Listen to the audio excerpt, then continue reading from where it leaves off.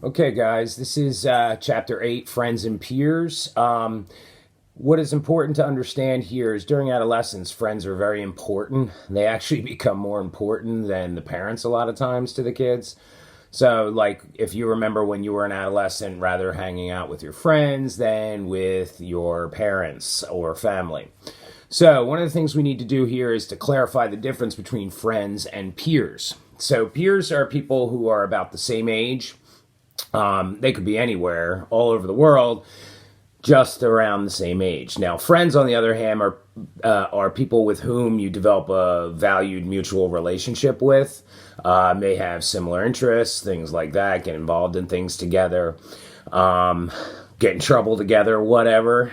You guys know better than I do about your adolescence, so you probably remember some friends that you did things with, and also some friends that you got in trouble with. So, now, friends and family in traditional cultures, there's a pattern of increasing time spent with peers, decreasing time spent with parents. You're more likely to have substantial gender differences in terms of family relationships. So even in cultures where most adolescents attend school, the social and emotional balance tilts towards the family. Now, remember, we're talking traditional, so it's about the family, the community, not necessarily the individual. When we talk about friends in late adolescence and emerging adulthood describe their close relationships as friendly, which are focused on shared activities, intimate, focused on affection, emotional attachment, integrated, combining both the friendly and the intimate, and uninvolved, focused on neither shared activity nor intimacy. And it's interesting, there's a research study done, Friends' Influence on Risk Behavior, that's in your text, you'll notice. And basically, they show a correlation that exists between rates of risk behavior for adolescents and their friends. Now, can we conclude that adolescents' behavior is influenced by their friends? Well, in your discussion section, give me an answer, why or why not. But it is an interesting fact here that it's correlation. Correlation does not mean causation.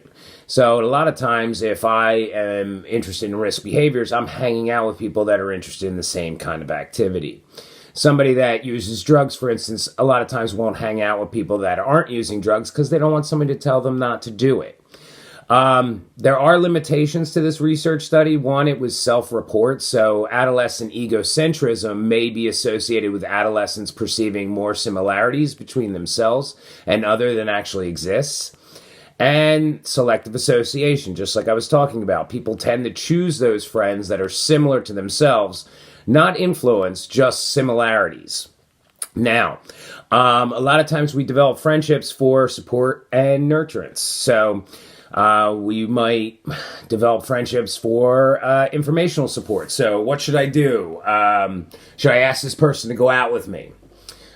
Instrumental support. Thanks for helping me with my math homework. So you might have friends that are maybe smarter in certain subjects and can help you, and vice versa. Companionship support. So let's go to the game together. So we can sit together. So we might hang out with people to have a companion. And esteem support. I feel bad about myself. Somebody's going to make me feel better. Oh, I don't know if I can win that guitar contest. Well, you can do it. Let's do it. You can win this. And if you don't, then hey, next time you can get it and you can win. So a lot of times these are kind of reasons why people develop certain friendships. Now, in schools, you probably remember the cliques and the crowds, like the jocks, the band geeks, things like that. Let's look at the differences here. Cliques are small groups of friends who know each other well, do things together, and form a regular social group, while crowds are more larger, reputation-based groups of adolescents who are not necessarily friends and do not necessarily spend time together. And it's interesting, in these crowds and cliques, they use sarcasm and ridicule to kind of promote some kind of dominance hierarchy. So it also will reduce nonconformity and increase group cohesion. A lot of times it can be directed at outsiders, clarifying the group boundaries between them and the group. You're not part of this group, so I'm going to put you down, so you don't want to be part of this group.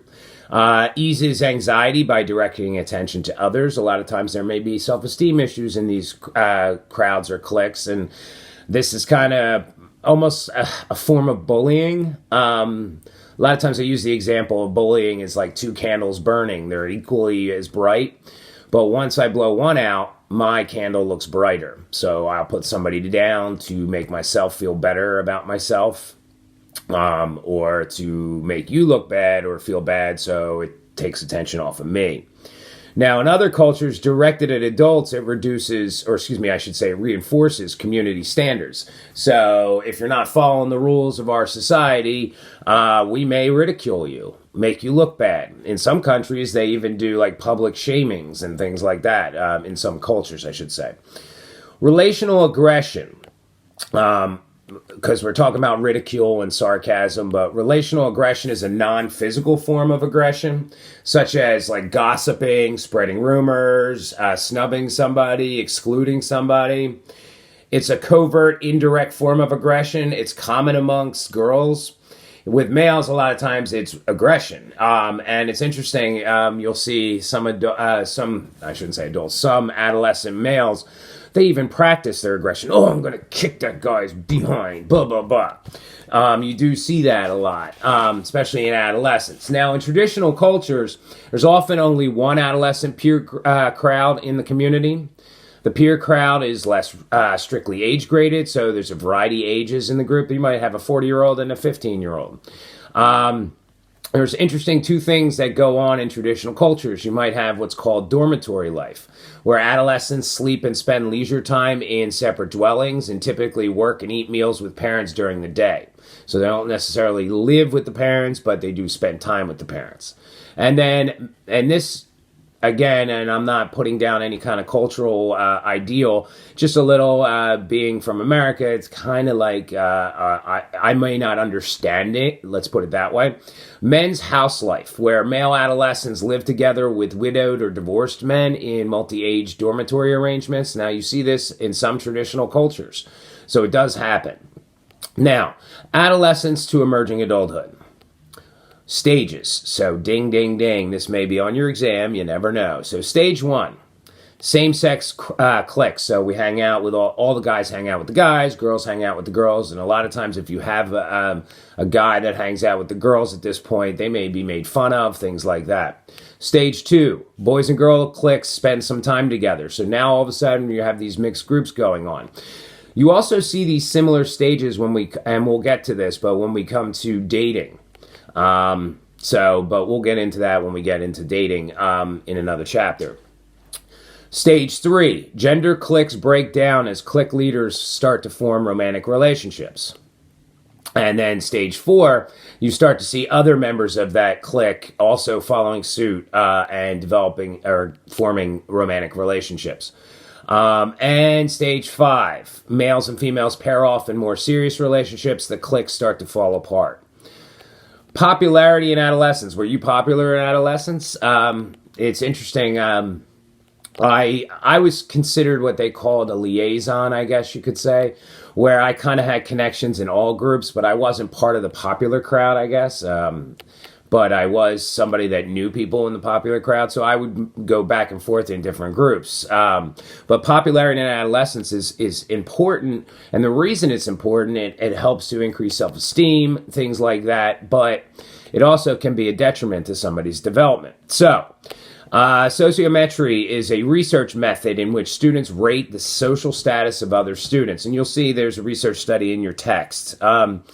Social skills are qualities most often associated with popularity and unpopularity. There's two types of unpopularity. There is the rejected adolescent and the neglected adolescent. And it's interesting, aggression is not always associated with unpopularity. Sometimes being aggressive may be seen as a popular trait. It's not necessarily good, it's just, in some cases, it can be seen as a form of popularity. Oh, he's a tough kid, he's cool, things like that. There are also what they call the controversial students. They may be high in aggressiveness, may be strongly liked and strongly disliked by different people. Just like you have the quote-unquote class clown. A lot of times class clowns will be really liked and then really unliked. People might be annoyed by their antics in the classroom. I know a lot of times the teacher might be, but students might love it. Some might hate it. You're taking away from the class, for instance. If I'm more interested in learning something and you're becoming a distraction in the class, I'm losing out. Now, in the youth culture, there are three components that are key when it comes to possible popularity or unpopularity, like, for instance, image, the way a person dresses, their hairstyle, do they have tattoos, other aspects of appearance. I know the first day of high school, I remember trying to dress a certain way to look cool to everybody else.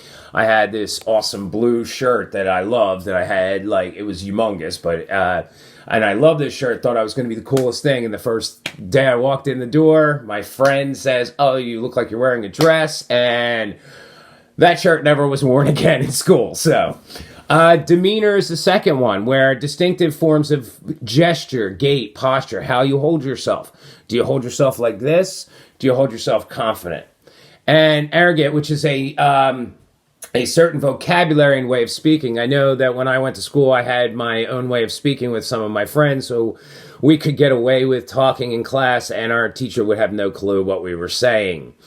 So, like, for instance, in your discussion section, if you get the chance, and again, you're not going to get graded on this, and if you don't do it, that's fine too, but generate some kind of example of the three components from your day as the adolescent, from the media, from past generations, things like that. See if you can give me some examples, okay? Now, one of the things that also makes, well, I guess I should say, is key in adolescence is knowing technology. Oh, do you have AirPods? You have an iPad? What do you have? So technology change and youth culture is important here. So you have these three different types of cultures. You have the post-figurative culture, ding, ding, ding, where youth will learn from their elders. So, like, for instance, traditional methods of farming in collectivist cultures, learning how to farm. Second is the co-figurative culture, where learning from both the elders and the peers. So I learn from both my parents and my friends, or my grandparents and my friends. And prefigurative culture, where you actually are teaching your parents or grandparents. One example I can give you is my mother is very big on the old school stuff. I don't even know if she still does, but she had a VCR for years and years and years. I had to teach her how to use a DVR, for instance. She's not big on the smartphone, so she had a flip phone for the longest time, and now finally has a smartphone. So teaching her, getting a call from her, how do I use this? Or what do I do to do this? So a lot of times, and as you get older, you see that you kind of start letting technology go a little bit, and when things continue to be advanced, you need help learning how to do it. I even at this point, and I'm not that old, but still have to ask a friend of mine how to do certain things, because a lot of times it's difficult for me to do because I haven't followed up on technology as much as I used to. So you usually have other things going on, family, homes, mortgages, things like that. So you might not put as much focus into it. But as an adolescent, it's very important. I know when I was an adolescent, one of the things was the, what was it? Well, the computer, learning how to use a computer, because we basically were growing up, and I was in 8th grade, and we got the first computers at school. We also have something called, at home, I had the Texas Instruments. Most of you probably don't know it unless you're an older student, but it was one of the first computers out there that were a home computer. It wasn't the first, but was one of the first. And using that was difficult. So, or learning how to use it was difficult. I got more advanced as I got a little older, but then as I've gotten even older, I've kind of let things go. So having computers and stuff like that, it's more challenging than it would have been when I was younger. Okay, so that's the friends and peers section. Any questions, feel free to send me messages on Canvas. And if you have any issues with anything you're learning, let me know. Keep up on the Revel quizzes, please, and don't forget your exams. And again, if you need anything, let me know. Okay, guys, take care. Bye.